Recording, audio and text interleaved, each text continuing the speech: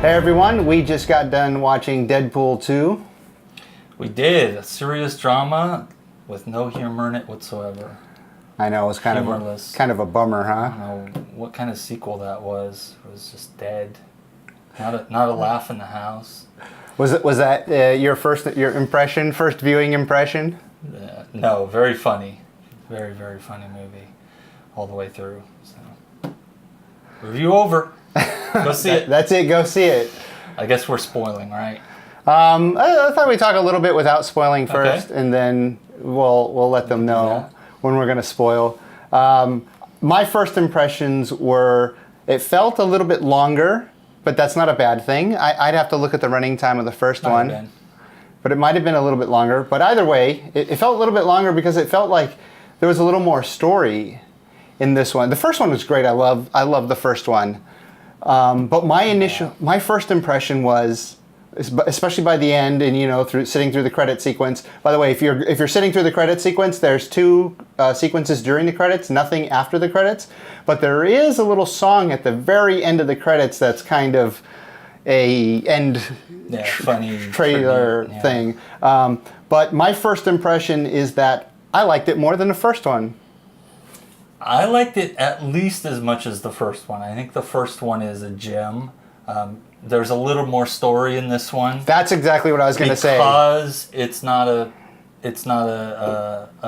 story of how he becomes Deadpool. We got that already. That's out of the way. We got past the origin story. Now we've got more stuff that we can do, and and it focuses a little more on superhero stuff. Yes. Rather than kind of relationship stuff. Won't get too far into that, but it's a little. There's enough of that that's it's good, but yeah, it gets through that, and then we're on to the story. So I did like the relationship stuff in the first one. Yeah. I thought it was good. Marina Baccarin was great for that. She's great. And very adult. And this was very adult also. Extremely R-rated. Yeah, take the kids. Don't take the little ones unless they're used to the R-rated films. And who cares? Yeah. But yeah, exactly for me. The story, I thought that the writing of this one, the first one, the writing was good, but it was really mostly the dialogue and the jokes. And this one actually had a lot of plot, and the plot was intricate, and the plot was emotional too for a couple of different characters in the story, and I didn't expect to feel that much emotion. Good villain in this one. Yes, good villain. I agree, definitely. That really helped a lot. Maybe not the best in the world, but pretty good villain. Good motivation. Good villain, who has a little bit of a twist, which we won't spoil there with him or her. He sees dead people. It's a twist. There's a surprise cameo, which we'll get to when we get to the spoiler part. Anything else you want to say? If you like the first one, this is more of the same, and arguably a little better. A little more interesting stuff going on, but hardcore naughty. Definitely R-rated. Very naughty. And funny all the way through. Yeah. Yeah. I recommend. Solid recommend. Yeah. Yeah, I definitely recommend it. I guess. How about the action? Thinking about the action, I thought there were some sequences in the first one with like the stop motion, what do they call it, bullet time sort of action, and some other action that maybe the first one has a little bit of an edge up on this one. But there was some good action in this one too. The first one kind of did an intro shot. Right. Where the camera just kind of moved around the vehicle as the vehicle's flipping and basically frozen in time. It shows all the guy with the cigarette lighter spitting it out of his mouth from, and then all the credits coming up, the writers, the real heroes and stuff like that. The way just really good. This one's maybe not quite on par with that, but as far as like the opening, but it just. I do remember sitting while we were watching the opening, immediately thinking, this is a little weaker than the previous opening, so I wonder.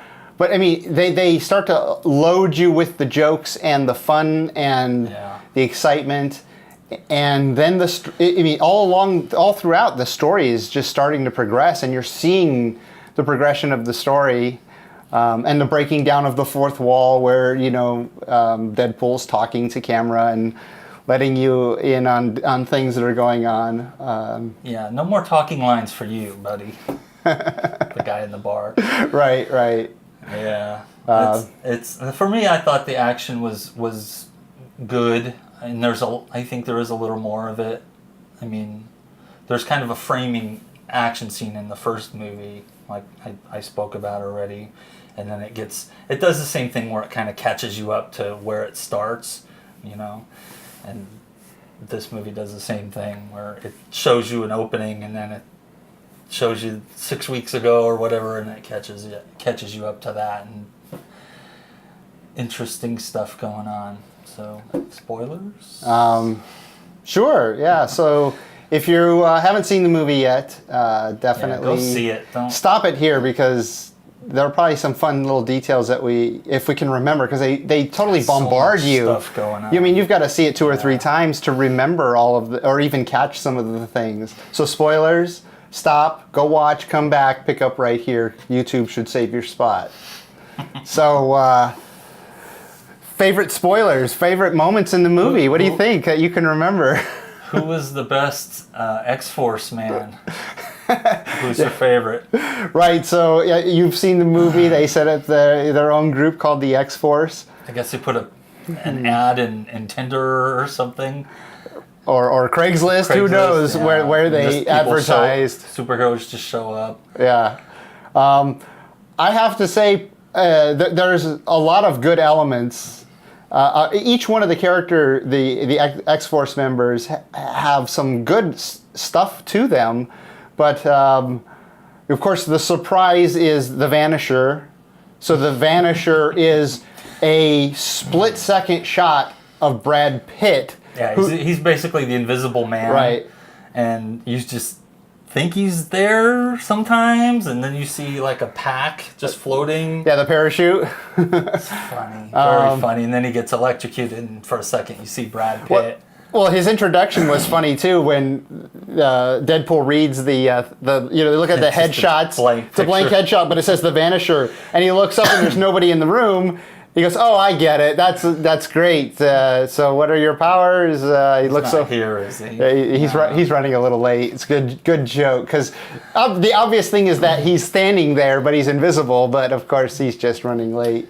But then he's parachuting down, and we can't see him except the parachute, and then he hits the power line. All the guys basically get wiped out. And that's very except funny. one. Except the lucky one. I think. So you asked which was my favorite? That's gotta be. It's gotta be the lucky one. Yeah, Domino. What's her name? Yeah. She was. It felt that's like fun. That whole idea. I think I've seen that in some other superhero movie where someone's like really lucky. Really lucky.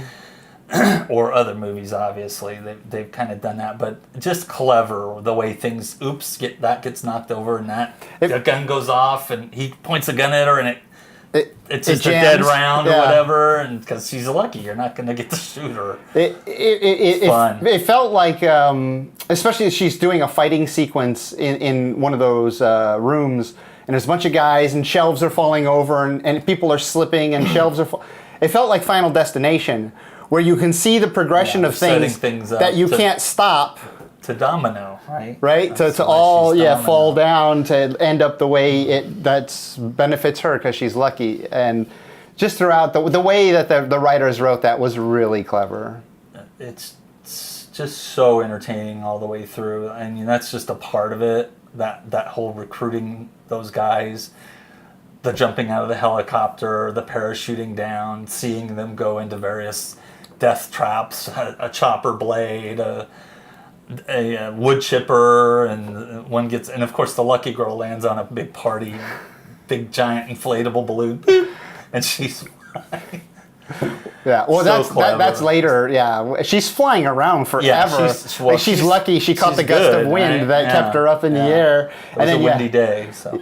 And then later when there's like an explosion or something, they all go flying. She lands on a big inflatable. So really clever that, but the story too of just, connecting Deadpool's loss of his girlfriend, and then so girlfriend gets killed in the very beginning. That's the what's his name? Cable. Cable. What's the actor? Josh Brolin. Josh Brolin. Great again. Does good. He's a good villain. Maybe not Thanos level, but he's really good. He has good motivation. Did you catch that? Deadpool called him Thanos in there because he plays Thanos. Yeah, that's right. Yep. Yeah. So he's from the future, and the future of X-Men, as you probably know, is kind of messed up. Right. They've shown a few movies where they're in the future and they go back, and so yeah, he's an interesting character. He has a family who ends up getting killed by this kid. When the kid's an adult in the future, and does a Terminator. It's basically thing, right? a Terminator story. Or Looper. Yeah. Right? To or save Looper, the future, right. He's coming back to kill this kid. And it's just an 14-year-old, kind of a tubby, pain in the ass, wise ass kid. What did he keep calling him? He said diabetes or pre-diabetes kid or light diabetes or something. He had a touch of diabetes. A touch of diabetes, yeah. They kept referring. He said it a few times. But yeah. But they're both Deadpool and Cable, played by Josh Brolin. They have Josh Brolin, yeah. Yeah, they have loss, right? They've lost their family, their loved ones, and so they're both sort of on that mission. And Deadpool's, always been really violent, but he sees this kid that he genuinely wants to help, and he makes Cable promise that 30 seconds. But he walks over with his little baby legs and shakes his hand. Talk about the baby legs. That was awesome. Yeah, we'll talk about the baby legs. But that's the kind of plot where the superhero movies, and even this is just kind of like a big goof on all the superhero movies. It's really a great little plot too that's woven in with the characters and what they're dealing with, and Deadpool trying to save the kid. Cable traveling back to like the Terminator, but for good, to stop him so that he doesn't kill his family and cause chaos in the future. And the little bear that Cable was wearing was a nice little touch of the future. Of course, like the picture in Back to the Future, right, where the family's disappearing. Because everything gets fixed. In reality, he'd probably disappear too, because then he would never have had to travel back in time. Don't ask those questions. I don't know. Time we'll be going around all day. The paradox of time travel. You just gotta be satisfied. But it was a good little visual. It was enough of it. We didn't get overwhelmed by all the time travel. I kind of thought they were, of course, in the end, he goes back in time and does stuff. But in the main plot of the movie, it's just Josh Brolin goes there. Yeah. It's time travel. And then he goes back and saves Deadpool. And that's it. It doesn't get into a whole bunch of time travel stuff. So that was good. So let me ask negatives. I was trying to think negatives. So I had a couple little ones. Well, I'll just throw mine out because I have to think about it maybe while you're talking about yours. But during the movie, there were a couple of things where I just thought, oh, that's convenient, because the moment before, now I remember, it was, so Josh Brolin's gun had a setting from 1 to 11. It goes to 11. And when they're fighting Juggernaut, he shoots Juggernaut with the blast thing, and it just like launches Juggernaut all the way across the field. And then a few seconds later, Juggernaut's coming at them, and he's on a different setting on his gun, and they're just shooting bullets and are just bouncing off of him. And I'm thinking, I didn't understand the guns too much. He had a main gun that had the knob on it. Well, it falls into the category. Bullets. It falls into the category of superheroes and their powers. Now, his power happens to be his gun. He has the gun plus some cyborg stuff or whatever, but. It's like a lot of superhero movies where they have the power, or they sort of display a certain power. Like they throw a plastic S at you and wrap you up. A Superman reference.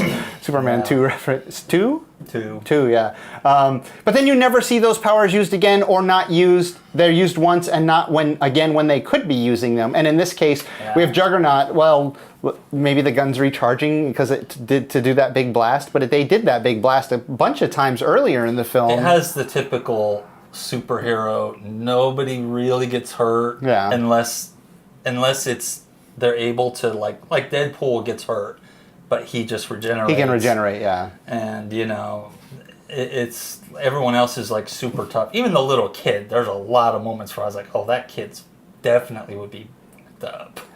He would be in bad shape from falling and when they were in the prison, like Guardians of the Galaxy, the prison scene where they're all in prison or they're both in prison. Yeah. Or Riddick, Chronicles of Riddick. But you know, all these superhero movies, you got to kind of just take that. At least this movie isn't so. I don't know. I don't think you're supposed to be taking it seriously at all.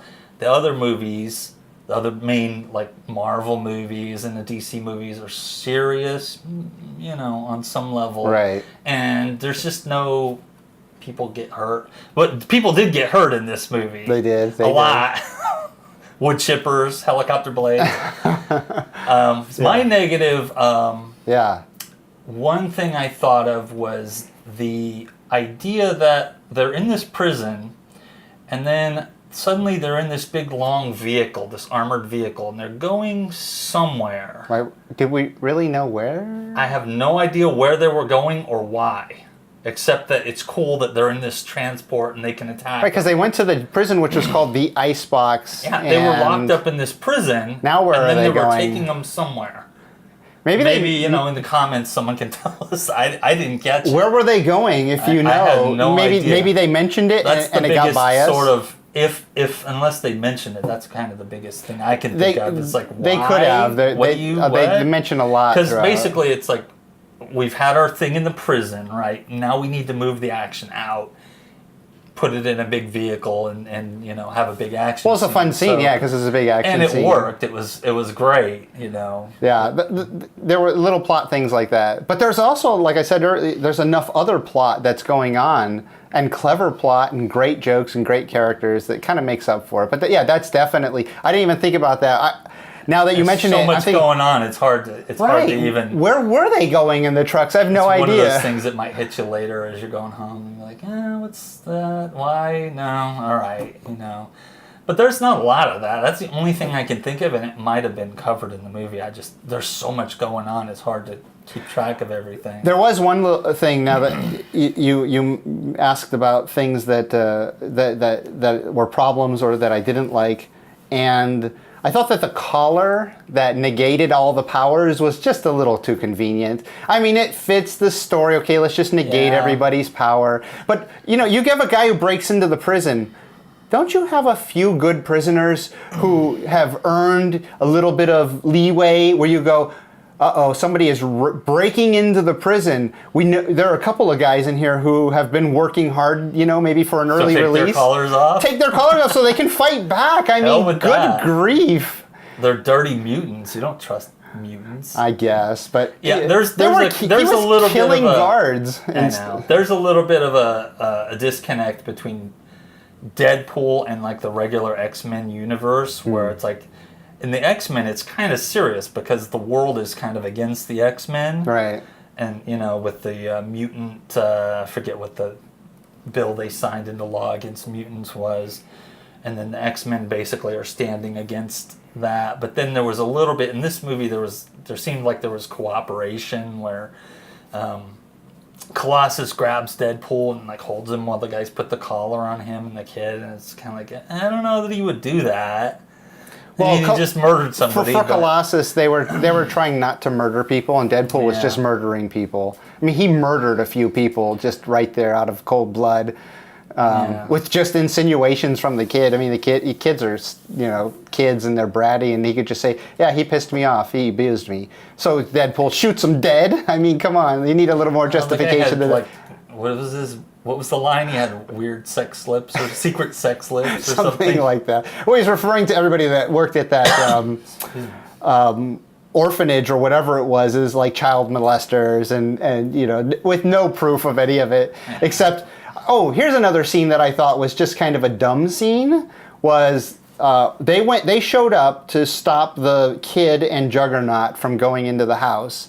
And after the kid sort of escapes into the house chasing after the head guy, and Juggernaut starts fighting them. But then after they disable Juggernaut in the pool and shocking him and all that, Then like a dozen guys from the hospital show up with guns and knives or whatever. Yeah, it was a little weird. It's like, now we're going to fight normal humans? Now we're going to fight normal people? Why did we need this scene except to just extend the movie or something? And then also, if you're one of those guys and there's a bunch of superheroes... Well, they did the same thing too, where they have guns, but they would run forward and go into melee. I mean... That bugs the crap out of me in movies. You see an 8-foot tall guy made out of chrome, and you got a shotgun or a pistol or something. It's like, all right, bye. Yeah. You're in a world where there are superheroes, and you should know that you can't hurt them. And probably that superhero, what's his name is Colossus, is probably kind of famous. Why would you? So let me just harp on this a little bit. So in a lot of action movies and superhero movies especially, they're going up against the threat, and the threat is very powerful. It can't be hurt or not hurt very much.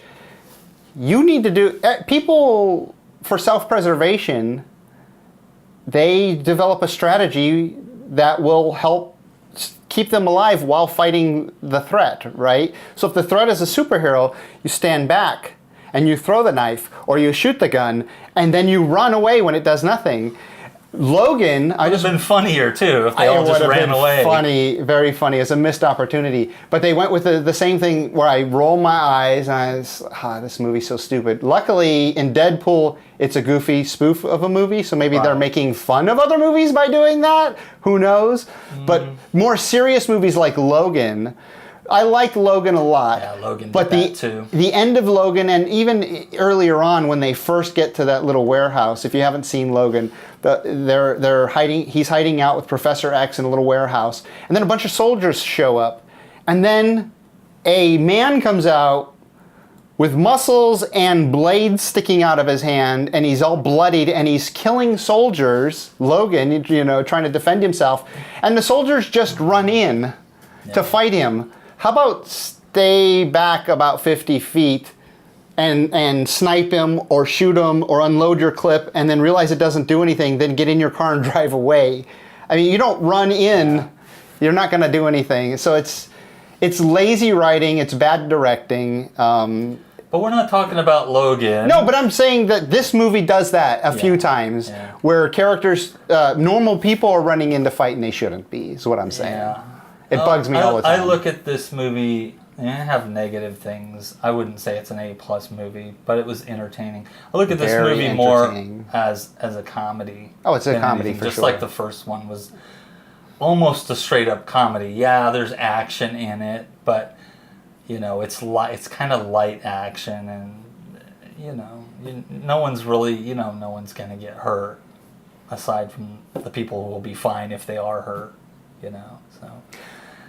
I was going to say, too, one of the reasons I just remembered why I like this one better, besides the plot, because it has all the great characters and the great jokes, but besides more intricate plot details, the ending is so much better than Deadpool. Deadpool's ending has a couple of good moments, but it turns into this kind of a little bit of a silly scene, and there are some fun moments in there, but the plot just unfolds, and just the way it wraps up for all the Deadpool's plot trying to save the kid, and then Cable, trying to save his family, and then using time travel to go back and save Deadpool after Deadpool died. Mm-hmm. It's just, and then the fighting and just everything. I thought the ending wrapped up a lot nicer, but it feels that way because the plot was a little more intricate by the time we got there and the way everything wrapped up. So it felt like a more satisfying conclusion. Yeah. Although I liked the first one, and I thought that the ending was fun, but this one just felt more satisfying for me.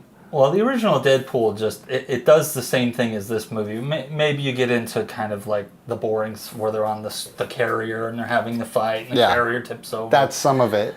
But there's every, you don't go a minute without something really fun or funny happening. Yeah. You get stabbed in the head and there's little cartoon animals running around. Right. I mean, it is always, or he shoots Francis in the face and Colossus pukes. It has that stuff. it will always punctuate like seriousness with a comedy moment, and it's entertaining as hell. I like them both. I would probably put them both on the same level. I would probably get this new one on Blu-ray. Yeah, I think I would definitely want to own both of these, and yeah, very close for me. If anything, it's just like a little, fraction better for this one. Another negative I have. Oh, I don't okay. want to get into too many negatives. Hey, we should point them out. It's so good. It's just so good. It's very good. One of the problems is there are so many characters, and they are underutilized. Teenage Negasonic Warhead, oh yeah, who I loved in the first movie. She barely gets used. She's pretty good. She has her moments, but yeah, she barely gets used. And the girl that's hanging out with her. Yeah, she's got the I think Japanese girlfriend with the pink hair. Right. Who always flirts with Deadpool. Deadpool's always waving hi. Yeah. And they don't really do much. They show up late. I mean, first Colossus shows up and fights the guy, and then they show up and help. But then that's kind of it. They just sort of stand around. And there's so many characters from the first Deadpool movie, and then they introduce more characters. They do but that was fun. Come on. Well, the group, X-Force was great. The demise of X-Force was amazing. And so he's funny. Making fun of X-Men because it's not PC. They don't include women, so we're gonna have a new name. Call it X-Force. Yeah. And was that one? Somebody said, a little derivative of X-Men. Yeah, no one asked you. Yeah. What was the normal guy's name? Do you remember? Who had no powers? Peter.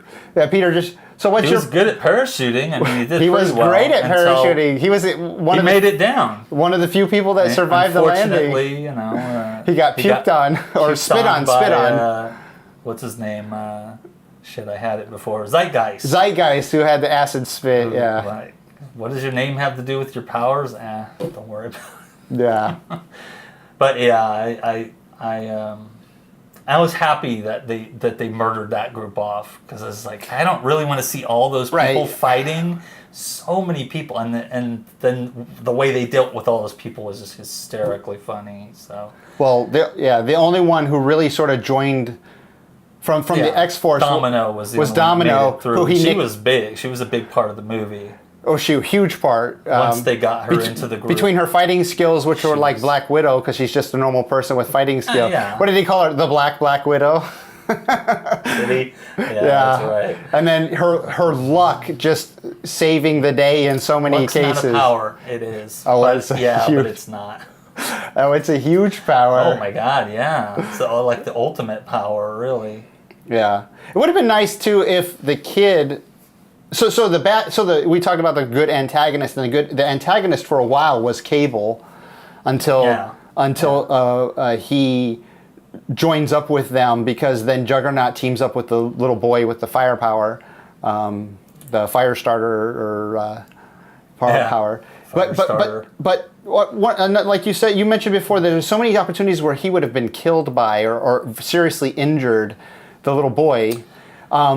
All he had was that fire. I mean, it would have been interesting if he could do stuff with fire and fire walls and, I don't know, something to manipulate the world around him so that he could protect himself. Because he'd be so easy to stop if he's just a fleshy, tubby little kid. Well, that's the point. Just go over and push him over. He's vulnerable. He's very vulnerable in that case.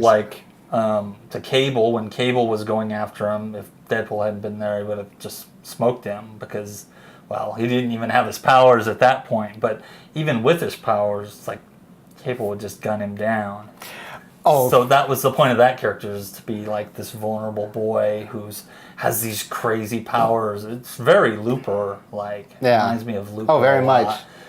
Which was great. But that scene where Cable first shows up to the prison and he starts chasing the boy and Deadpool thinks he's chasing him, and then it turns out he's chasing the boy. Right. Cable was so strong with such a powerful gun, it was silly that he wasn't able to just kill that kid right away with Deadpool with no powers. Yeah. But I have to hand it in that case, I have to hand it to the director, because he made the action flow in a way where people were falling and Deadpool was putting every effort he could, even though he didn't have his power. Maximum effort. Maximum effort and they were falling, and he was sacrificing himself, and then eventually he sacrifices himself, and he falls, after saving the kid and knocking him out of the way. So broken. He falls on the picnic or the table in the mess hall, and he's broken. Did we talk about the legs yet? Gross to watch. Well, I just mentioned the baby legs.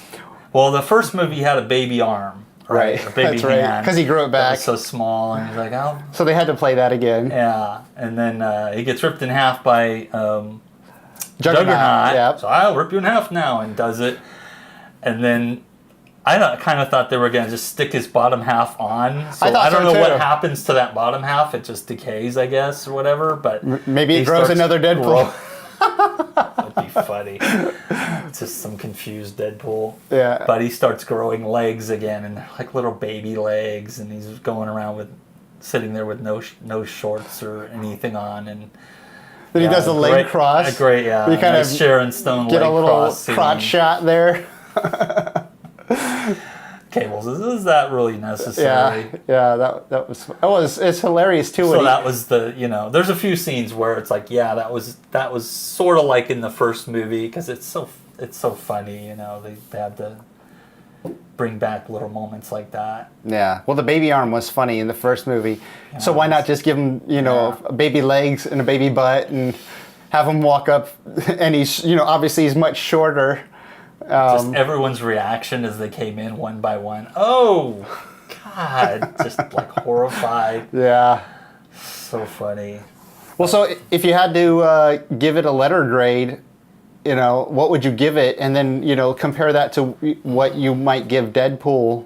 Because, obviously we haven't here in this space talked about the first Deadpool. But for this, what would you give it a letter grade? And would the first one be the same or a little higher, a little lower? That's a good question. I know. We First just impressions? Saw it. I know. Sometimes I change my letter grade after thinking about it. Initially, it's in the A category. Yeah. Maybe A minus. Yeah. I can't think of anything really seriously wrong, except for the one thing I mentioned, the kind of plot hole where we're not sure where that vehicle was going. The truck, and that's a minor thing. For me, the people who sacrifice themselves when there's a bunch of danger somewhere, and we don't know, right? Right. So who knows? It doesn't really matter, right? It does a little I'd say bit. maybe an A. A? I think I landed on an A with the first Deadpool, but for sure somewhere in the A's, A minus maybe. Yeah, I would have to say A or A minus 2, and then put whatever one I just settled on. No, I'll pick one now. It had a few problems. I hate if they would have just dealt with a few of the things, unless they're just making fun, and they didn't really give the sense that they're making fun of this, but just sending in normal people to get murdered. The guards in the prison would have all just been running for their life with some superhero breaking into the prison like the guy that, shooting everything. all of the orderlies at the orphanage or whatever it was. Those are huge. Because it removes the empathy and the emotion from the moment, because these people are just running in like zombies, basically. They're like mindless zombies running in to fight a threat. Oh, I'm dead. Oh, well, okay. But what about your mom and your family and your friends and all these people that you have back home? Yeah, they're like... people who need the salary that you're getting. I mean, they work at an orphanage that has, I assume, has kids with superpowers. Right. So they should have been equipped to deal with it. Sort of deal with that. Maybe it would have been more of a threat if they'd come out and they had I don't know, collars or something, cattle man catchers to get them with. Well, and you could think maybe if you have the technology of the collar, maybe you have some technology where you could stun them for a moment, and for 5 seconds their power would be weakened or something. I mean, you have the technology in the collar. Hit them with it. Whatever. It's kind of like their kryptonite, sort of, that collar. But so I'll say A minus, and I'll say the first one B plus. But we're not really reviewing the first one. And I need to watch it again recently. I love them both. I definitely would see this movie again.